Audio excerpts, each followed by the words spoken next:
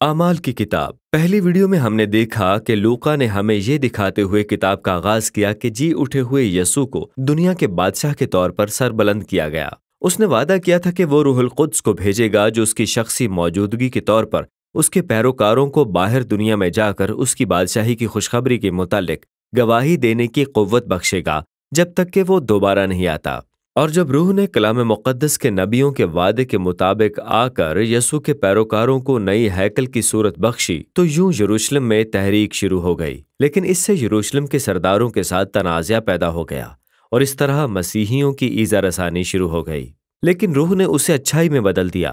در حقیقت وہ تنازع ایک ذریعہ بن گیا جس سے یسوع کی جماعت بننے والے یہودیوں کو یروشلم سے باہر دھکیل دیا گیا اور وہ ایک بین الاقوامی کثیر النسل تحریک بن گئی۔ اور یسوع کی اس کثیر النسل تحریک کی علمبردار کلیسیا انطاکیہ میں تھی جو رومی سلطنت کا بہت بڑا شہر تھا۔ چنانچہ ہم نے کہانی کو وہاں چھوڑا تھا کہ برناباس اور پولس رسول انطاکیہ کی کلیسیا میں خدمت سر انجام دیتے ہیں اور روح ان کو ہدایت دیتا ہے کہ مشنریوں کو باہر بھیجا جائے، جس سے کتاب کا ایک نیا حصہ کھل جاتا ہے۔ پولس رسول اور اس کے ہم سفر ساتھیوں کے ساری رومی سلطنت کے مختلف شہروں میں سفر کرنے کی کہانیاں خوشخبری کا اعلان کر رہی ہیں کہ یسوع بادشاہ ہے۔ پہلا مشن حالیہ ترکی میں پائے جانے والے ایشیائی کوچک کے اندرونی حصے میں ہے اور اس کا اختتام پیچھے یروشلم میں رسولوں کے ساتھ اہم اجلاس کے ساتھ ہوتا ہے۔ دوسرا مشن ایشیائی کوچک اور پھر قدیم یونان کے اندر ہے، اور پھر تیسرا مشن دوبارہ اسی علاقے میں ہے اور وہ پولس رسول کے واپس یروشلم کے سفر کے ساتھ اختتام پذیر ہوتا ہے۔ اب ان کہانیوں کو بیان کرتے ہوئے لوقا نے کئی اہم موضوعات کو دہرا کر ان پر روشنی ڈالی ہے۔ پہلا اسرائیل کے لیے جاری مشن ہے۔ پولس رسول جب بھی کسی نئے شہر میں داخل ہوتا ہے تو ہمیشہ سب سے پہلے یہودی عبادت خانے میں جاتا ہے اور بیان کرتا ہے کہ یسوع بادشاہ کس طرح مردوں میں سے جی اٹھا اور اب وہ خدا کا ایک کثیر النسل خاندان تشکیل دے رہا ہے۔ اب اکثر بہت سارے لوگ یسوع کی شناخت مسیحا کے طور پر کر لیتے ہیں، لیکن بعض پولس رسول کی مخالفت کرتے ہیں۔ بعض اوقات وہ اسے یہ کہہ کر شہر کے باہر پھینک دیتے ہیں کہ یہ ایک خطرناک باغی ہے جو توریت اور یہودیوں کی روایات کی مخالفت کرتا ہے، اور یہ تناؤ پہلے سفر کے بعد ختم ہو جاتا ہے جو کہ یروشلم میں ایک اہم اجلاس کی طرف لے جاتا ہے۔ پولس کو پتہ چلتا ہے کہ انطاکیہ میں کچھ یہودی مسیحی ہیں جو دعویٰ کر رہے ہیں کہ غیر یہودی لوگ جب تک ختنہ کرا کے سبت پر عمل کر کے اور کھانے کے قوانین پر عمل کر کے یہودی نہیں بنتے، وہ یسوع کے خاندان کا حصہ نہیں بن سکتے۔ لیکن پولس اور برناباس اس بات پر بالکل متفق نہیں، اور اس طرح وہ بحث کو یروشلم میں قیادت کے اجلاس میں لے جاتے ہیں۔ وہاں پطرس، پولس اور یسوع کا بھائی یعقوب رسول سب صحیفوں اور اپنے تجربے سے ظاہر کرتے ہیں کہ خدا کا منصوبہ ہمیشہ قوموں کو اپنے عہد کے لوگوں میں شامل کرنے کا تھا۔ لہٰذا وہ غیر یہودی مسیحیوں کو ایک خط لکھ کر مطالبہ کرتے ہیں کہ وہ بت پرست مندروں کی قربانیوں میں حصہ لینا چھوڑ دیں، لیکن یہ مطالبہ نہیں کرتے کہ انہیں نسلی طور پر یہودی شناخت اختیار کرنے یا توریت کے قوانین پر عمل کرنے کی ضرورت ہے۔ اب یہ فیصلہ یسوع کی تحریک کی تاریخ کے لیے ایک نئے منصوبے کی بنیاد تھا۔ یسوع یہودی مسیحا ہے، لیکن وہ تمام قوموں کا جی اٹھا ہوا بادشاہ بھی ہے، اور اس لیے اس کے لوگوں میں انسان کی شمولیت نسلی شناخت یا توریت کے قوانین کی پابندی پر مبنی نہیں ہے۔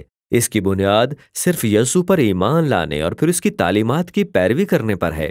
اور یسوع کی کثیر النسل تحریک کی حقیقت ہی ہمیں اگلے موضوع پر لے جاتی ہے جو لوقا رسول ہمیں مشنری سفر میں دکھانا چاہتا ہے، یعنی ابتدائی مسیحیوں اور یونانی اور رومی ثقافتوں کے درمیان تصادم۔ لوقا فلیپی، ایتھینے اور افسس میں متعدد تصادموں کا ذکر کرتا ہے۔ پولس رسول جاتا اور منادی کرتا ہے کہ یسوع ایک سچے خدا کا مکاشفہ اور دنیا کا بادشاہ ہے، جو یہ ثابت کرتا ہے کہ دوسرے تمام دیوتا اور بت بے اختیار اور باطل ہیں۔ اس کے پیغام کو مسلسل رومی طرز زندگی کے لیے تخریبی سمجھا جاتا ہے اور اس پر ایک خطرناک سماجی انقلابی ہونے کا الزام لگایا جاتا ہے۔ یہ کہانیاں ظاہر کرتی ہیں کہ کس طرح کثیر النسل توحید پرست یسوع کی جماعتیں رومی دنیا میں پائی جانے والی ثقافتوں سے ہم آہنگ نہیں تھیں۔ قدیم دنیا نے ان جیسا کچھ نہیں دیکھا ہوا تھا، اور مسیحیوں نے محض شکوک و شبہات کو جنم دیا تھا۔ ایک اور موضوع جسے لوقا دہراتا ہے یہ ہے کہ کس طرح پولس اور مسیحیوں پر رومی شہنشاہ قیصر کے خلاف بغاوت بلکہ غداری کے الزام لگائے جاتے ہیں۔ लोगों ने पौलुस को सही तौर पर सुना। वो ऐलान कर रहा था कि एक और बादशाह है, यानी यसू। और उन्होंने ये भी सही तौर पर देखा कि मसीही तर्ज जिंदगी बहुत सी रोमी सकाफती अक़दार के लिए एक चैलेंज था। लेकिन जब भी पौलुस को गिरफ्तार करके रोमी अदालतों में पेश किया जाता तो उनको कोई खतरा नजर न आता और उसको बरी कर दिया जाता। ये कहानियां हमें वो तजाद दिखाती हैं जो इब्तदाई कलीसिया ने दुनिया के सामने पेश किया। ये एक यहूदी मसीही तहरीक थी, लेकिन नस्ली तौर पर मुख्तलिफ थी। ये उन जमातों से भरी हुई थी जो मर्दों, औरतों, अमीरों, गरीबों, गुलामों और आज़ादों के साथ मसावी सलूक करती थी। और वो सिर्फ वाहिद यसू बादशाह को मानते थे और किसी दूसरे देवता या बादशाह को नहीं। और इस तरह उनके वजूद ने रोमी सकाफत की बुनियादी अक़दार को उल्टा कर दिया। लेकिन मसीही किसी फौजी खतरे का सबब नहीं बनते, क्योंकि यसू ने इनको अमनो सलामती के लोग बनने की तालीम दी थी। अलबत्ता पौलुस रसूल और मसीहियों पर जिस जुर्म का इल्जाम लगाया जा सकता था वो सिर्फ मौजूदा सकाफत पर अमल ना करना था। किताब का आखिरी हिस्सा पौलुस रसूल की गवाही पर तवज्जो मरकूज करता है, जो यरूशलेम से रोम तक फैल रही थी। उसका आखिरी मिशनरी सफर वापस यरूशलेम में खत्म होता है, जहां उसकी मुतनाज़िया शोहरत उसकी आमद से पहले पहुंच जाती है। उस पर इस्राएली लोगों ने हमला किया जो समझते थे कि उसने इसराइल को धोखा दिया है, जिसने रोमी सिपाहियों की तवज्जो अपनी तरफ खींच ली, जिन्होंने समझा कि पौलुस मिस्र का दहशतगर्द है और वो बगावत शुरू कर रहा है, और उसको गिरफ्तार कर लिया जाता है। यहाँ से पौलुस की पेशियों का सिलसिला शुरू होता है, पहले यरूशलेम में सदर अदालत के यहूदी सरदारों के सामने और फिर कैसरिया में मुतअद्दिद बार रोमी हाकिमों के सामने। एक गवर्नर फिलिक्स था जिसने पौलुस रसूल को अगले गवर्नर फेस्तुस के पास भेज दिया और जिसने बिलाखिर पौलुस को अग्रिप्पा बादशाह के सामने पेश किया।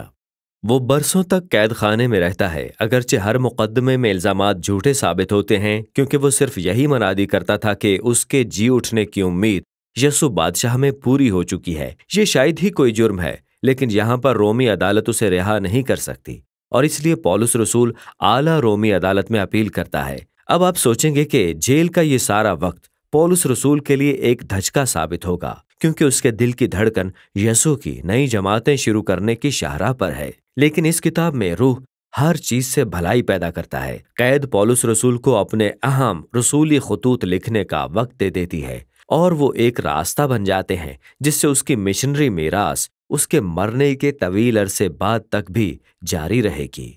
आखिरकार पौलुस रसूल को एक कैदी की हैसियत से रोम मुंतकिल किया गया और बहेरा रोम में एक खौफनाक जानलेवा सफर के बाद पौलुस रसूल को एक घर में नजरबंद कर दिया गया और वो अपने मौखर मुकदमे का इंतजार करने लगा।